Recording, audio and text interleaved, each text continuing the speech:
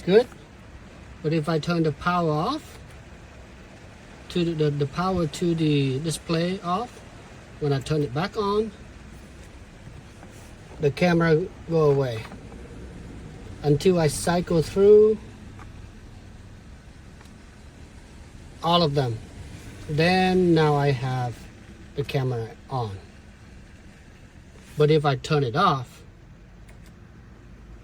and turn it on again, the display monitor, then I don't have any signal, no video. But if I keep going through every time, then I get my video back. Please tell me a solution. This takes a lot of my time. Thank you.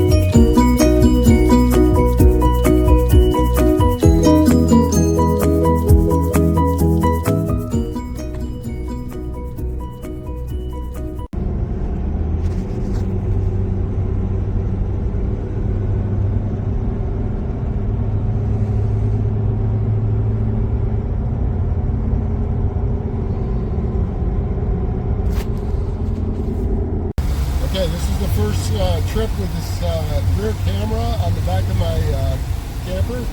And as you can see everything back there. We're doing about 60 miles an hour. The camera is working absolutely perfect.